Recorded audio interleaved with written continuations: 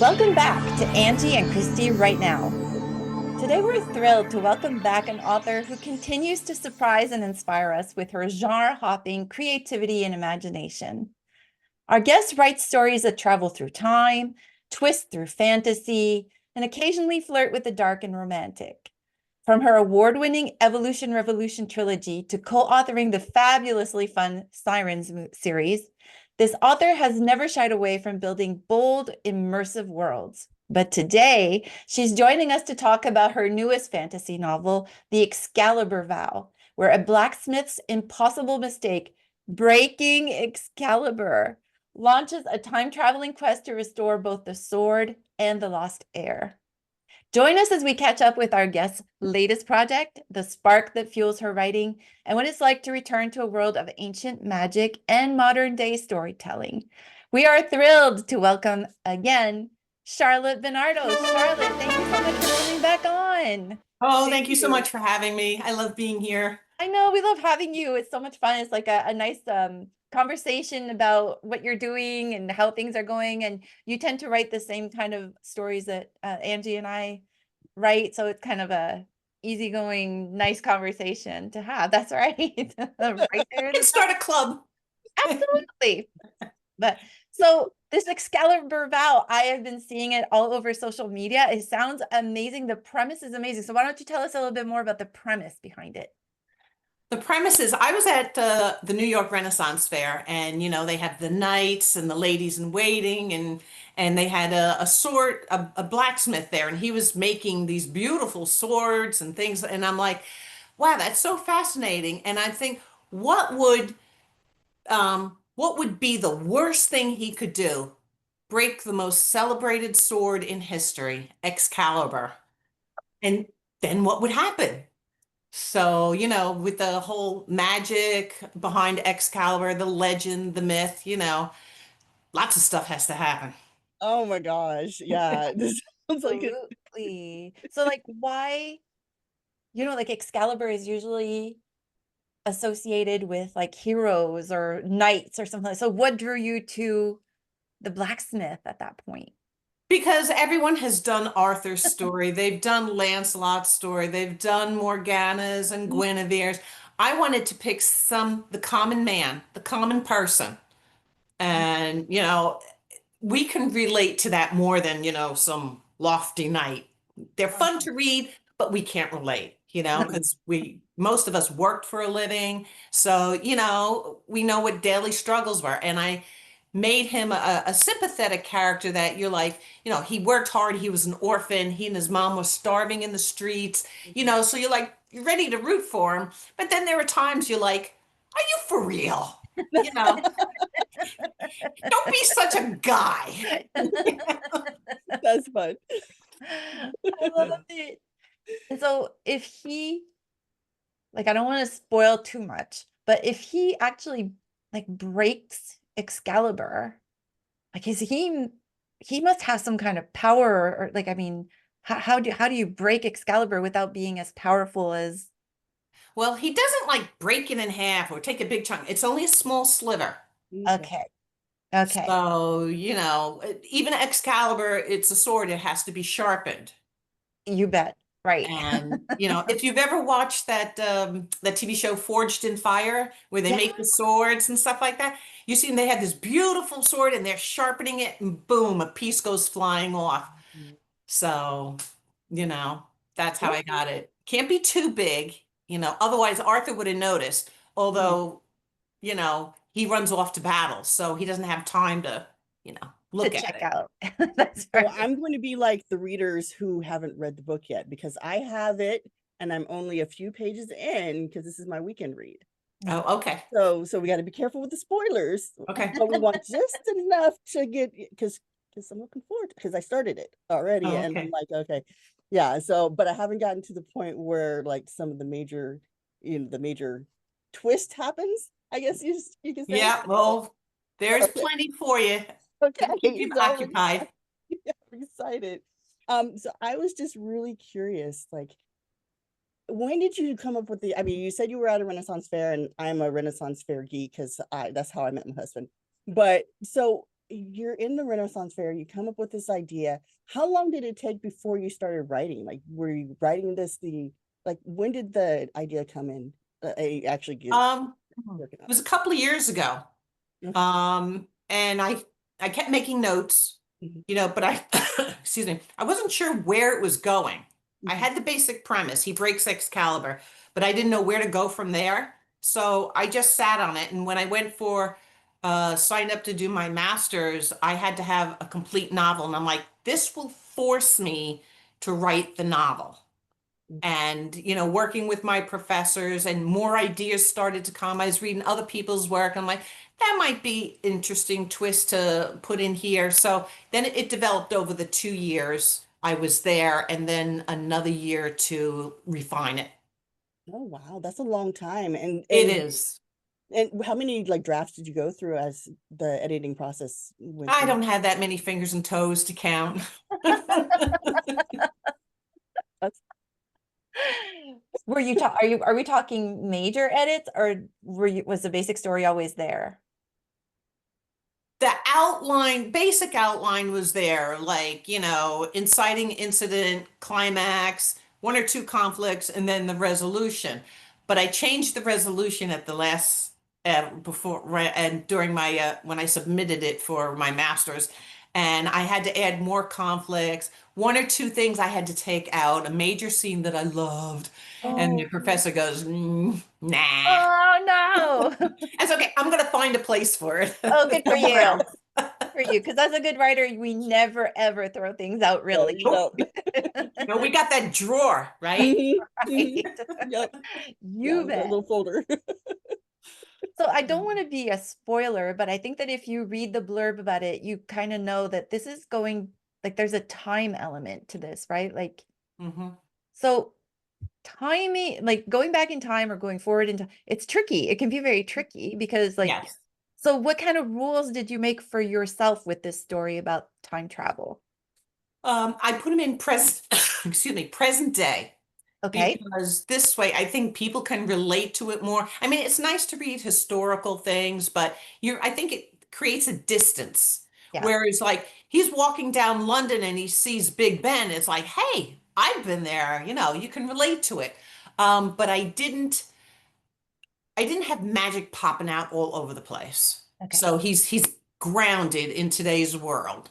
So, and I don't want, there's a twist there I don't want to tell you about, but Mhm. it involves, the time travel. So But is it one of the, like when you watch, let's say, a show and they say like, oh, you can change anything you want in the future or the present, it never changes anything. Like, is that the kind of rules that you made for you? Like, if he goes into the future and changes something, does it, like, what does it change things? Does it change him? Can he go back?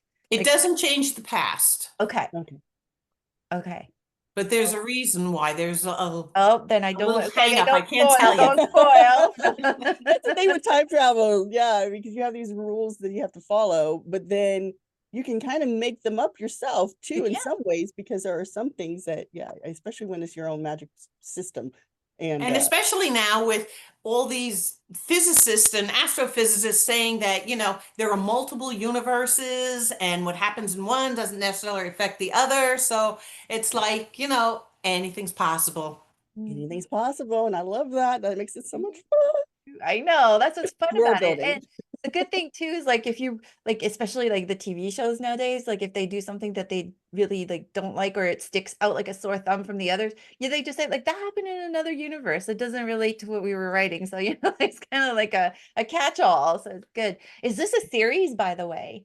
Well, someone reviewed it and they said, oh, I want to see a sequel. I'm like, a sequel? I just got finished with this one.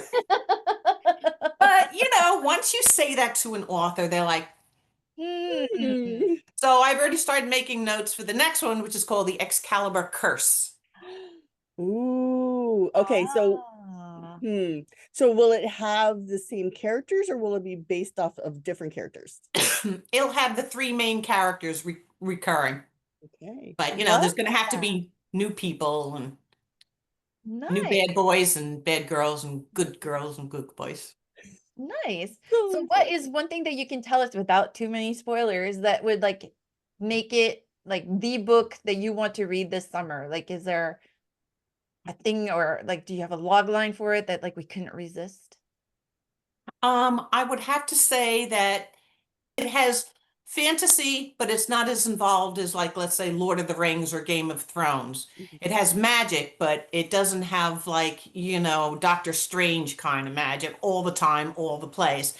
It has people that I think you'll be able to relate to, people you could meet on the street, so you can feel like you're part of the story. And there's a connection to modern events going on now. And is there a romance? Of course. Oh, yes, because we love romance. You have to have a little bit in there, but there's also, villains and bad deeds and stuff like that. So that's cool. And this is a YA, right? It's a young adult. It's more like new adult. Okay. Okay. Yeah, so because the characters are 18 and over. Okay. Gotcha. Okay. But there's nothing in there that I think a parent of a teenager would object to. Nice. Okay. Perfect. I kind of like that. And it's too bad that they got rid of NA, because I kind of like new adult. It was perfect age. I know, that's what my books were, NA. Yeah, I know. Yeah, I listed as NA. Well, it says YA on the Amazon and the Ingram categories, but it's a little older than that. Let's face it, anybody can read anything that they want. Yes. So. I totally. Yeah. So after you finished writing it, then what was the process for getting it published? What did you go through? Oh, well, after I finished numerous revisions, I had it looked at by other people, see what they said, and I put it away a little bit, worked on something else, came back, looked at it with fresh eyes. So, that took a while, because you have to do that multiple times. One or two passes is not going to work. So what I did was, then when I decided I sent it out on submission, and that was I did that for almost a year. And I'm like, I'm not, I'm just getting form rejections. I'm not getting anything specific. So I'm like, well, have another birthday coming up. So it's like, I don't want to die before I get my books out there. So I'm like, I'll just use this, to shore up my author platform and keep my name out there and see if I can draw readers in while I work on my other things. So I decided to indie publish. And, I found someone to format it, because I am so not a tech person, and it's not worth the ulcer and the screaming and my husband divorcing me because I'm breaking it. I know, that's one of the things that Christy and I were talking about with our own books, is whether or not we wanted to go indie or if we wanted to try traditional publishing, and whether or not, we would want to format it ourselves or find someone else. So what was it like working with someone else who was formatting your book? Was there a lot of changes? Kate Seeger, she was wonderful. She said, she gave me her list of prices. She sent me, because I told her what I wanted. I wanted a little bit of a decoration on each chapter page.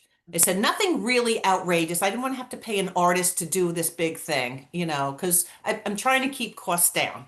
Right. So she sent me, like, I don't know, 10 templates, and said, which one do you like? So I could pick the one that I liked. She formatted it for both ebook and paperback, and her prices were great. And she said they were one or two, like a misspelling or a misperiod, and she fixed them. And then when she sent it back, I read it again, and I found, I think, 3 minor mistakes, but Yeah, no, you want to remove as much as you can. Yeah. Yeah, some people will hang you for, you missed a period on page 32. So revised it one more time. She fixed it, and then she was well worth the price, and she was very understanding when the book wasn't lining up right, the pages, and she fixed it all, and she just knows what she's doing. Oh, that's amazing, because that's one of the frustrating things, is formatting. It's worth the price to have someone do it, because it really, everyone's like, oh, it only took me a couple of months. Yeah, no. My learning curve is probably about 2 years. Oh my God. Yep. Months. Oh You have my time God. to write other books during that time. So yeah, Exactly. it's cost Yes. effective. Absolutely. Yes, it is. And then I had to find the cover. And because once you know how many pages, then the cover artist can fit the cover. Right. They have to know for thickness and the spine, and it's hire a professional. Don't try and Fiverr it. Don't try and get your niece because she has cute little bunnies or something. Get the professional artist. It's worth the money. There are some out there that are like my cover artist. I just adore him. He made changes. This is my work copy, but I don't know if you can see, but on the corners, there's supposed to be 4 gems. This corner is cut off. It's Oh, not centered, and there's a border here that's missing. okay. Sent it back to him. He fixed it. Then I made the mistake. I told him it was 6 by 9. This is 5 by 8. Oh Okay. no. So yeah, that was my fault. I admit it. I'm stupid. So he fixed it. We got it. But then I noticed it was still slightly off. So I went to, Ingram, and I said, what's the deal? And after, I don't know, decade, they got back to me, and I kept resubmitting. They changed their formatting Oh, template. oh. Thank you for the the update. So this is another thing. If you do it yourself, I'm telling you, you're going to be bald because you're going to be pulling your hair out. Brady fixed it, and he got the back nice and simple. The spine looks nice, and it's just I'm so pleased, and I've gotten so many compliments on the cover. It's It's beautiful. beautiful. I totally agree. Yeah. Actually, It's completely different in real life too, because compared to on the screen. Yeah. oh Yeah. And I conferred with him. I told him what the story is about, and I said, I do want a picture of the sword on the front. And I showed him pictures because, contrary to belief, Excalibur wasn't a long sword. It was more like a short Roman sword that you see like in Spartacus. got it. That was in that era that King Arthur was supposed to have lived.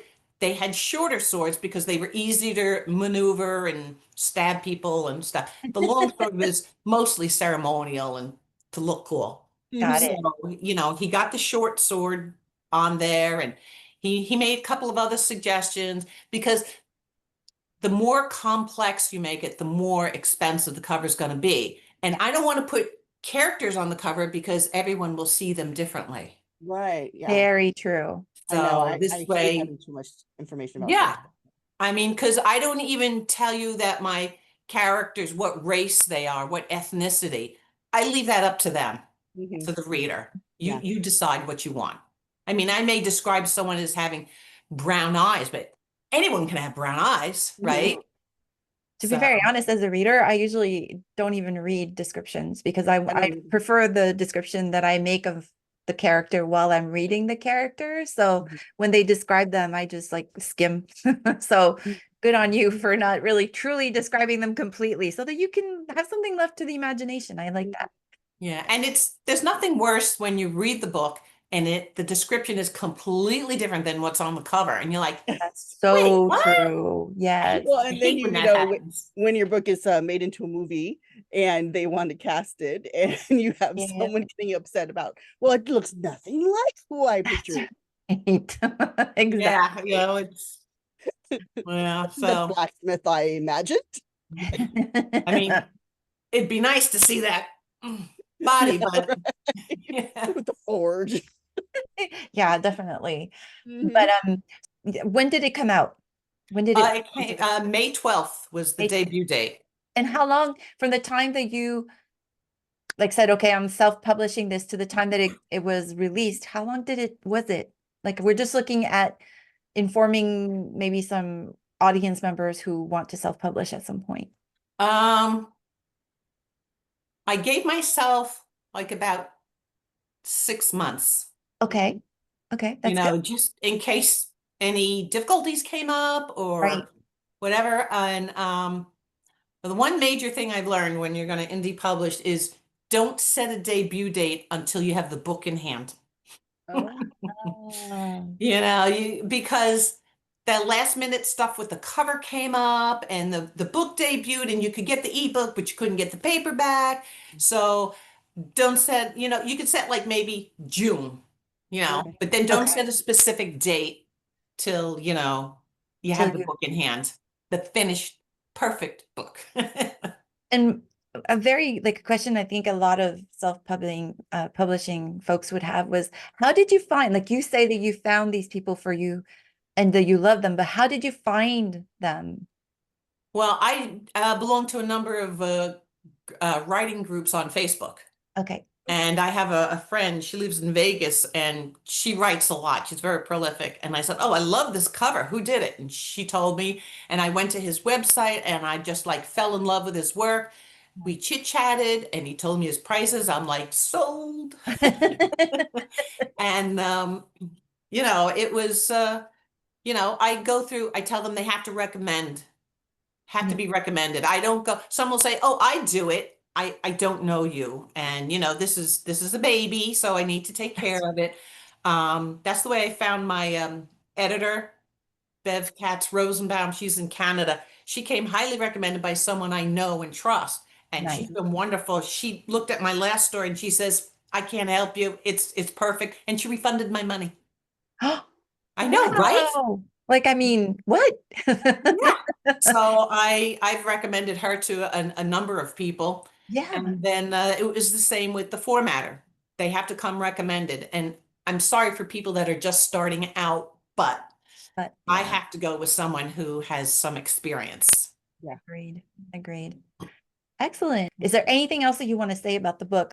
Okay, well, a lot of this is based on the Arthurian legend, and there are a lot of different variations. Was he real? There's no definitive proof that he existed, but maybe a compilation of several leaders and kings. And Excalibur could have been real, and I hate to burst everyone's bubble, no magic. But the thing is, you still have to do research because, I watched the movie Excalibur. And it's this huge long sword, the sword in the stone. And realistically, Excalibur would have been shorter. Nice. So research matters. I mean, because I've read a lot of books, and there's this one author, she had someone dropping this emerald that was like as big as your palm, and it skidded across the floor. No, you drop an emerald, it's going to shatter because it's not that hard. A diamond, maybe, but you'd still probably chip the diamond. So, little things like that people pick up on, especially people who are fans of the Arthurian myth. They know all about the characters and the legend. I mean, there's some stuff you can fudge because, like I said, there's no definitive proof. Right. So, but you still have to do your research as far as the time period, what people wore, what they ate, what they did. So you have to be familiar with that stuff. And so for your research, how long did it take to research before you started writing? Or did you as you were writing? I do it as I'm writing because I did the outline and I had some notes and I'd think of a scene and I'd write it, but then I'm like, oh, how long is this sword supposed to be? Or, what is, how long, what do people do as a blacksmith back in those days? And, you need to fill these details in. And if I come to a place where I need to know something, I stop right there. I do the research, get the answer, and then continue. Because if you say, "Well, I'll come back to it later," I'll forget. That's true. And then you're like, oh, and then sometimes you find something, you're like, "Oh, this is a great plot twist," and you can use it either before or after, whatever. But research always turns up good stuff. It really does. I mean, you can kind of go down that rabbit hole and then you find yourself 5 hours later, like reading something about cats. But hopefully, but that's fun too. yeah. But the best researcher is like when you find something that affects the entire book, like you hadn't thought about it and then you find it and it's like, oh, this means that I could, and then like your brain's on fire, and that's the best. So Well, and conversely, like if you don't do the research, and you wait till later, and then you go back and realize that you should have done the research because your book is completely going to change. That's right. And you have to go through the entire thing to fix what you should have fixed at the So time. true. And you've wasted all that time when Yes. if you just researched an hour or so, Mhm. Yes, it would have Would've been changed fine. everything. So yeah, do the research. agreed. So Agreed. I think the takeaways from this are do your research before, as you're going, Or before. or before. Make sure you hire good people to help you with the formatting and the editing and getting your cover. Make sure you find people who are recommended. And it seems like you've had a lot of fun with it. Like you just maybe not so much with the marketing. But Yeah, I had fun writing and researching and talking about it and stuff, but and I loved getting my cover, but the hassle's trying to get it refined, it's like I need a tequila sunrise. That I find frustrating because I'm not a tech person and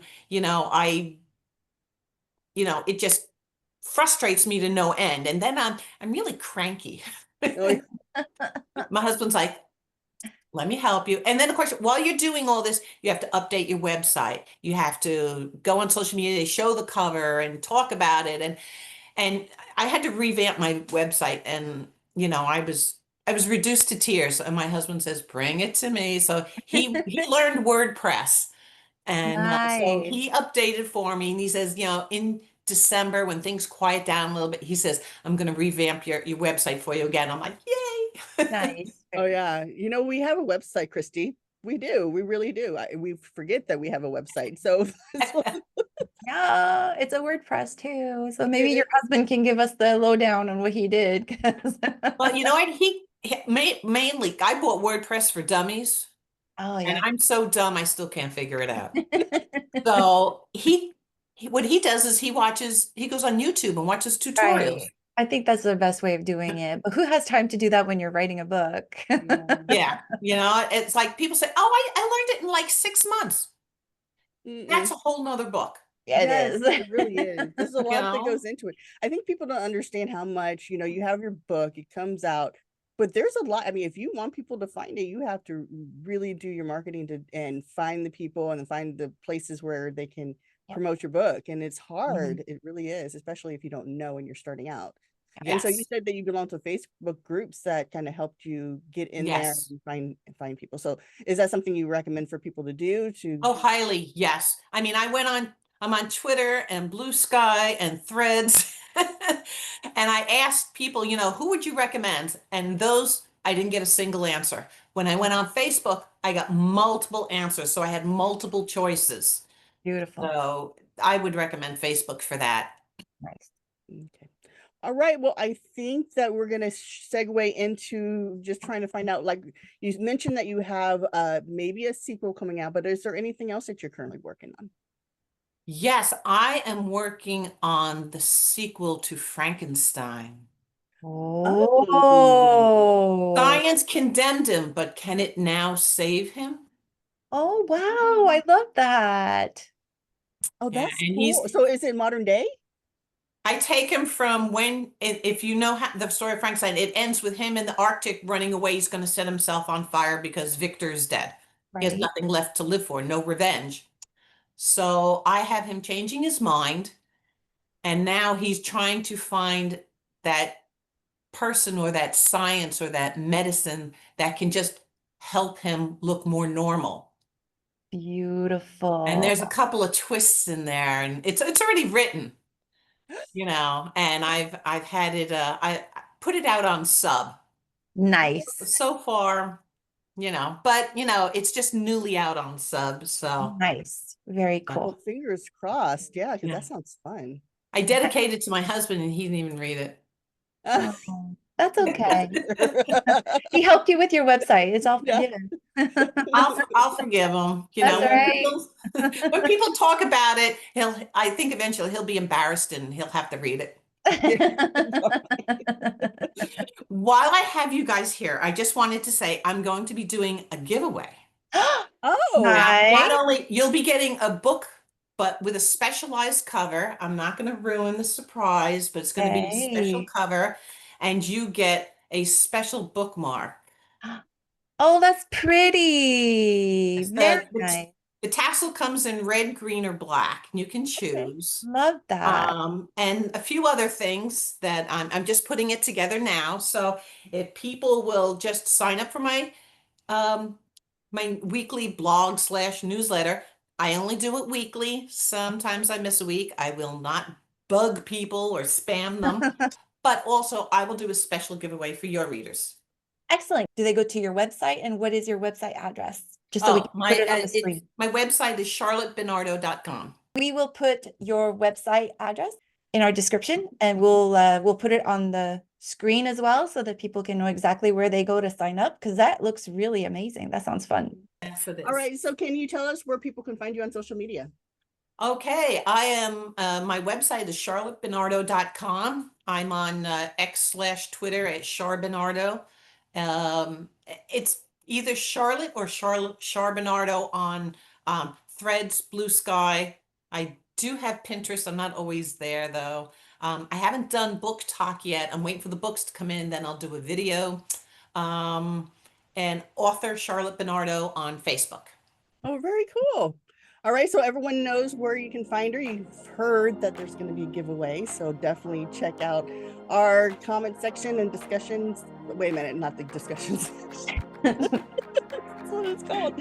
But definitely check those out just so that you can find the link so you can go to her website. And we just want to say thank you so much for coming on again and talking about your book and letting us know your process for getting it published, because I know I found it fascinating. And I'm sure all these newbie authors out here who are interested in indie publishing are very curious about how to go about doing it as well. So thank you so much for being open about that. We appreciate it. Oh, thank you for having me. I enjoy talking to you gals. Oh, thank you. Same here. I know, it's been a lot of fun. All right, so everyone, we're going to say goodbye. If you haven't liked and subscribed, please do so they can find out more about our authors who are coming on. If you haven't watched any other author interviews, there's a bunch of them. So just click the link that pops up in a few minutes and we're going to say goodbye. Bye. Until next time.